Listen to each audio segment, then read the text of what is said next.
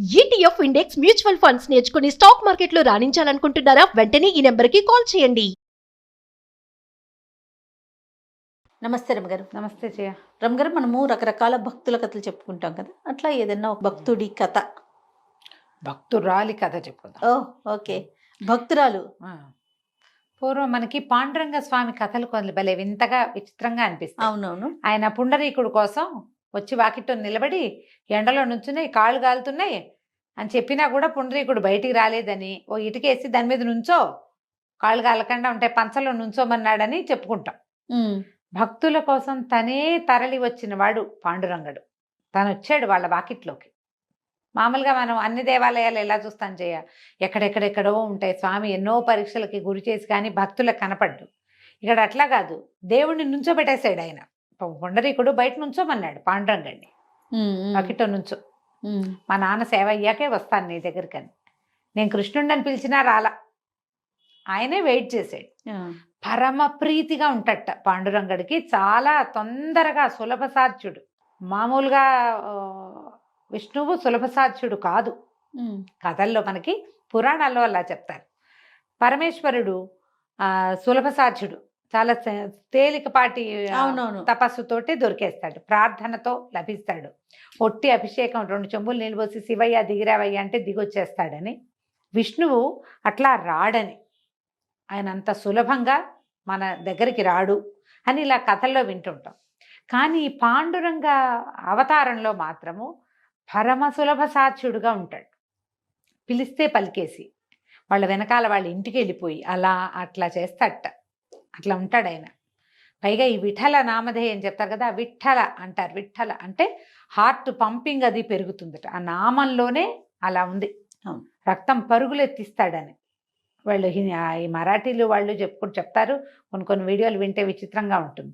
మన దగ్గర ఏవేవో నామాలు ఉన్నాయి. ఈ విఠల నామధేయం కనుక ఎవరన్నా సరే విఠల విఠల విఠల విఠల అని 100 సార్లు అంటే కనుక బ్లడ్ సర్క్యులేషన్లో చేంజ్ మనకి బీపీ మీటర్లో కనపడిపోతుందట. అవును, అంత బాగా పనిచేస్తుంది. ఆయన అంత ప్రభావవంతంగా భక్తుల జీవితాల్లో మార్పు తెస్తాడని చెప్తారు. ఆయనకు సంబంధించిన ఒక కథ చెప్పుకుందాం. ఈయనట ఒకప్పుడు దేవాలయంలో ఉండి, విఠల స్వరూపంలో ఉండి, తను మొదట ఇదివరకు తీసుకున్నటువంటి కృష్ణావతారం జ్ఞాపకం వచ్చి ఆయనకి ఫ్లూట్ వాయిద్దాం అనిపించిందట. ఒక పిల్లను గ్రోవి తెచ్చుకుని దేవాలయంలో నుంచి పిల్లను గ్రోవి ఊదటం మొదలుపెట్టాడు. ఆ పిల్లను గ్రోవి శబ్దం బయట ఉన్న పశుపక్ష్యాదులన్నీ వింటున్నాయట. కొన్ని ఆవులు ఆ దేవాలయ ప్రాంగణంలో మేస్తున్నాయి. ఇది పూర్తిగా కవర్ చేయబడిన దేవాలయం కాదు, మండపం. ఆ మండపంలో ఉన్నాడు ఆయన ఈ విఠల స్వరూపంతో. అయితే ఈ ఫ్లూట్ ఊతుంటే ఆవులన్నీ చెవులు దోరగిలు పెట్టి చెవులు రెక్కించి వింటున్నాయి. ఆ వింటున్న ఆవుల్లో ఒకటి లేతగా మొన్న మధ్య కన్నా డెలివరీ అయిన ఆవు ఉంది. ఆ ఆనందంతో మామూలుగా ఏంటి సకింగ్ రిఫ్లెక్షన్స్ అంటాం, పాలు చేపుకి ఎట్లా వస్తాయి, ఆవుకి దూడ తగిలేసరికల్లా వచ్చేస్తాయి. లేదా వాటి దానికి సంతోషం, ఒళ్ళు గగురు పడిస్తే పాలు చేపుకొస్తాయి. మనుషులకైనా అంతే సంతోషము. ఆహార స్వీకారం చేసిన ఫుడ్ ఫుల్గా తిన్నా, మంచినీళ్ళు కడుపు నిండా తాగిన, దూడలు వచ్చి పొదుగును పట్టుకున్నా పాలు చేపుకొస్తాయి. దాని అలౌకికమైన ఆ ఆనందంలో దాని పాలు చేపుకొచ్చి పాలు ధార కారిపోతున్నాయట బయటికి. పాలధారలు బయటకు వచ్చేసి గాలికి ఆ పాలధారల్లోంచి కొంత నురుగెళ్ళి పాండురంగడి మీద పడిద్దట, ఆ విగ్రహం మీద. పాల నురుగు పడేసరికల్లా ఆయన ఎంత సంతోషించాడోట. తన మొహం మీద పడిన ఆ నురుగుకి సంతోషించి ఆవుని తన భక్తుల్లో ఒకటిగా చేర్చుకున్నాడు. అట్లాంటి వాడు పాండురంగడు. వినడానికి ఎంత బాగుంది, ఎంత ఆనందంగా అనిపిస్తుందో. ఆ ఆవు ఒక భక్తురాలుగా ఉంది. అయితే ఆ సమయంలో రకరకాలు జరిగినాయి సంఘటనలు. ఈ ఆవు భక్తురాలుగా ఉన్న తర్వాత ఒక బ్రాహ్మణ ఆయన అంత పాయసం వండి మరి కొద్దిగా ఏదో తేనె అవి వేసి నివేదన చేసి కొద్ది తెచ్చి పాండురంగడి ముందు పెట్టి వెళ్ళాడు. కాకి, అబ్బా పాండురంగడి దగ్గర ఏదో పెట్టారు, కొన్ని మెతుకులైన పక్కన ఉంటాయి, తిందామని ఇది పరిగెత్తుకుంటూ వచ్చింది. దాని రెక్కల వేగానికి చుట్టూతా ఉన్న దుమ్మంతా ఎగిరిపోయింది. పాండురంగడు అన్నట్ట, ఇది చక్కగా చుట్టూతా బోళ్ళంత దుమ్ముందని ఆ దుమ్మంతా పోగొట్టింది కాకి, నా వాకిలి శుభ్రం చేసింది, అందుకని ఈ కాకిని నా భక్తుల్లో చేర్చుకుంటున్నాను.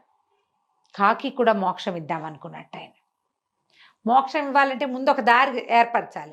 కాకి భక్తుల్లో చేరింది ఆవుతో పాటు. తర్వాత పక్కనే ఉన్న నదికి హంసలు వచ్చినాయట కొన్ని. ఒక హంస తన రెక్కలు అల్లారుస్తూ వచ్చి పాండురంగడి సన్నిధిలో దండం పెట్టుకోవడానికి వచ్చిందట. ఆ రెక్కల మీద నుంచి వచ్చిన నీరు చక్క కళ్ళాపి చల్లినట్టుగా శుభ్రంగా పడిందట వాకిలంతా. హంసను కూడా చేర్చుకున్నాడు. హంస చేరింది. తర్వాత ఒక చిలకట ఎవరింట్లోనో పెంపుడు చిలకగా ఉంది. పెంపుడు చిలక వాళ్ళ ఇంటి వాళ్ళ అమ్మాయి ఒక ముత్యాల హారం వేసుకుంటుందట. ఆ చిలక ఇంట్లో అంతా తిరుగుతుంది, పంజరంలోనూ ఉంటుంది. ఒకనాడు ఏం చేసిందట, ఆ అమ్మాయి వేసుకునే ముత్యాల హారాన్ని ముక్కుతో పట్టుకొచ్చి ఈయన సన్నిధిలో వాలిందట. అప్పుడే కాకి శుభ్రం చేసింది, హంస నీళ్లు జల్లింది.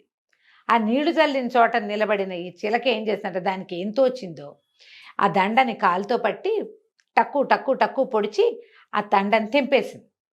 ముత్యాల దండ తెగిపోయేసరికల్లా ముత్యాలన్నీ విసిరినట్టుగా పడ్డాయిట. అవి ఎట్టబడ్డాయి, వాకిట్లో ముగ్గేసినట్టు పడ్డాయి.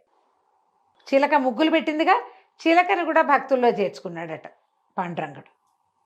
తర్వాత ఏమైంది, ఒక ఎలిక పరిగెత్తుకుంటూ అటువైపు వచ్చింది. ఆ ఎలికని ఒక పాము వెంబడించిందట. వెంబడిస్తే ఆ ఎలిక ఏం చేసింది, అటు పరిగెత్తి ఇటు పరిగెత్తి పాండురంగడి మందిరంలోకి ప్రవేశించింది. ఈ పాము కూడా లోపలికి చరచరా పరిగెత్తుకొచ్చేసింది. లోపలికి వచ్చాక దానికి తెలిసింది అది పాండురంగ సన్నిధి అని. దానికి ఎంతో ప్రీతి భగవంతుడు అంటే. అదేం చేసిందట, ఎలుకని మర్చిపోయి లేచి ఇట్లా ఉవ్వెత్తున నిలబడి నమస్కారం చేసింది. ఆ సర్పానికి ముఖం మీద ఒక మణి ఉందట. ఆ కొంచెం కనుచీకటిగా ఉన్న పాండురంగ మందిరంలో ఎప్పుడైతే సర్పం ఇట్లా ఇలా లేచిందో తళుక్కుమందట. అది ఆ మణి దీపం పెట్టినట్టుగా కనపడుతోంది దూరం నుంచి. తన దగ్గర దీపం పెట్టిన లాంటి సేవ చేసినందుకు సర్పాన్ని కూడా తన భక్తుల్లో చేర్చుకున్నాడు పాండురంగడు. బాగుంది. పాము పోయింది. తర్వాత ఏమైందట, వీళ్ళు పువ్వులు గివ్వులు తెచ్చిపెట్టేవాళ్ళు. ఒక తుమ్మిదల గుంపు వచ్చింది. మన ఏమంటారు, తేనెటీగల గుంపు. మామూలుగా తేనెటీగలు ఎక్కడైనా పట్టు పెడితే చుట్టుపక్కల ఎక్కడెక్కడ ఏ పువ్వు ఉన్నా సరే అవి పిచ్చి పువ్వు మంచి పువ్వు వాటికి ఏముండదు, అన్నిటి మీద పడి తిరుగుతూ ఉంటాయి. ఈ ఆలయ సన్నిధిలో కొన్ని పువ్వులు కనపడితే ఆ పువ్వులో ఏదైనా తేనుందేమోనని ఆ తేనెటీగ ఒకటి లోపలికి వచ్చింది. లోపలికి వస్తే స్వామివారికి పాదతీర్థం, పాదాలు కడిగిన నీళ్లు చోట పెడితే కొన్ని నీళ్ళు ఆ పువ్వుల మీద పడ్డాయి. ఇది తేనెతో పాటు ఆ పాదతీర్థాన్ని కూడా సేవించింది. ఆ తేనెటీగ తన పాదతీర్థం సేవించినందుకు తేనెటీగను కూడా భక్తుల్లో చేర్చుకున్నాడట. ఇలా పశుపక్ష్యాదులు ప్రతి వాటిని తన భక్తుల్లో చేర్చుకుంటాడు పాండురంగడు. అయితే మొట్టమొదటి చేర్చుకున్నాడు కదా ఆవుని. ఆ ఆవు మరణానంతరం ఒక బ్రాహ్మణ కులంలో ఒక బ్రాహ్మణ ఇంట్లో ఆడపిల్లగా పుట్టిందట. స్వామివారి భక్తికి ప్రతీకగా అక్కడ పుట్టింది. అదే అంటే ఆమెకు లభించిన ప్రతిఫలం అన్నమాట. జంతువుగా కాకుండా ఆ చక్కటి మానవ జన్మ, తర్వాత పూజా పునస్కారం చేసుకోగలిగే వాళ్ళ ఇంట్లో. ఆ పిల్ల పేరు సుశీల అని పెట్టారు. ఈ సుశీల భలే బుద్ధిమంతురాలు, చక్కగా ఉండేది. తండ్రి ఎంతో మంచివాడు. అయితే ఈ అమ్మాయికి ఒక సారంగుడని ఒక ఆయనతో వివాహమైంది. ఈయన పరమ క్రూరుడు, అతి పిసినారి. తను తినేవాడు కాదు, పెళ్ళాన్ని తినిచ్చేవాడు కాదు, పూజ కూడా సరిగ్గా చేసుకొని ఇచ్చేవాడు కాదు, ఎవరికి ఏమీ పెట్టనిచ్చేవాడు కాదు, వాళ్ళ ఇంటికి చుట్టాలే వచ్చేవాళ్ళు కాదు. ఎవరైనా వస్తే మాకు మైలొచ్చింది పురుడు వచ్చిందని చెప్పేసేవాడు. ఓ గుప్పెడు అన్నం పెట్టనిచ్చేవాడు కాదు. ఈ అమ్మాయికి సుశీలకి దానం చేసుకోవాలని కోరిక. ఎవరైనా ఇంటికి వస్తే ఏదైనా వాటి పెట్టాలి, ఏదో తినిపించాలి వాళ్ళకి. మంచినీళ్ళు తప్పిస్తే మరొకటి ఏమైనా ఇచ్చేవాడు కాదు. మజ్జిగ లేదు ప్రసక్తి, మంచినీళ్ళు అంతే. ఎప్పుడూ అలాగే ఉండేది. ఎవరు వచ్చినా ఇంతే. ఏ దేవాలయానికో పాల ఇద్దామంటే ఒప్పుకునేవాడు కాదు, ఓ కొబ్బరికాయ కొడదామంటే ఒప్పుకునేవాడు కాదు. ఏదైనా తిండి పదార్థాలు చేసినా చాలా పొదుపుగా, తనకింత పెళ్ళానికింత. ఎన్నాళ్ళకి సంతానం లేదు. ఈ పీనాస్థానంతో పిల్లలు కలగలేదని చెప్పుకునేవాళ్ళు. అయితే ఏమైందట, ఒకనాడు ఈయన ఏదో ఊరు వెళ్ళాల్సి వచ్చింది. భార్యతోటి ముందు రోజు ప్రయాణానికి వీలుగా కొంచెం మినపసున్ని, మురుకులు, కచ్చగొడీలు, చెక్కిలాలు ఏవో చేయించుకున్నాడు. ప్రయాణానికి మూట కట్టుకుని వచ్చాక తింటాను, నువ్వు ఇవన్నీ తింటే నీకు జబ్బు చేస్తున్నాను, అవన్నీ మూట కట్టి అటక మీద పెట్టుకున్నాడు. భార్యని ఇంట్లో ఉండమన్నాడు. నేను ఊరు వెళ్ళిపోతానని చెప్పి తను సర్ది పెట్టుకున్న సామాన్లు పుచ్చుకొని ఊరిపోయాడు. ఈవిడ వంట చేసుకుంటోంది. 3 రోజులుగా 2 రోజులుగానే వండింది. ఏం పెద్ద భర్త కూడా లేడు. రోజు ఆయనకి పెట్టి తింటాం అలవాటు. ఒక్కతే కంచం పెట్టుకుని తినబుద్ధి లేదు. ఓ ముద్ద అంత తిని ఏముంది లేని దాన్ని తీసేసి సర్దని దానికి ఒక కుండ పెట్టుకుంటారు కదా తర్వాణిది, అందులో పడేస్తుంది. ఆ కుండ సగానికి ఉంది ముప్పాతిక్కో. సరే ఏమైంది, విష్ణుమూర్తి రోజు దండం పెట్టుకునేది. ఒక్క ముద్ద అన్నం పెట్టించు ఎవరికైనా నా చేత. ఇంత పాపిష్టి పుట్టకు పుట్టానేమిటి నేను? మా నాన్న ఇంట్లో ఉండగా చెయ్యి విడవకుండా చేసుకునేదాన్ని కదా సమారాధనలు. ఇక్కడికి వచ్చాక ఈ పెళ్ళయింది, ఇక అప్పటి నుంచి ఇదే నా బతుకుగా ఉంది. ఎవరికీ ఓ గుప్పడి అన్నం పెట్టనివ్వడే. భర్త నింద చేయకూడదు. అతను పెట్టనివ్వడని అనకుండా నాకు పెట్టుకునే అవకాశం ఇవ్వో ఇవ్వో ఇవ్వో అని రోజు దండం పెట్టేది. నేనేం చేశాడట పాండురంగుడు, చిన్న ఒక పొట్టి వామనావతారంలో ఉన్న ఒక బ్రాహ్మణ అబ్బాయిగా వచ్చాడు వాకిట్లో. తలుపు కొట్టాడు. అమ్మ ఆకలిస్తుంది అన్నం పెడతావు అన్నాడు. అనగానే భయం వేసింది. భర్త ఒప్పుకోడుగా. కాకపోతే ఒక నిమిషం అయ్యాక తట్టింది. ఆయన ఊళ్ళో లేడు. నాయన అలాగే రా లోపలికి రా, నువ్వు అనగా ఎంత తింటావు, ఇంత పిల్లాడివి, 10 నిమిషాలుండు, ఇప్పుడే బియ్యం ఉడకేసి పెడతాను. బహుశా నేను ఆగలేను, చచ్చిపోతున్నాడు ఆకలితోటి. ఏది సిద్ధంగా ఉంటే అది పెట్టమంటాడు. సిద్ధంగా ఏముంటాయి, ఏమీ లేవు.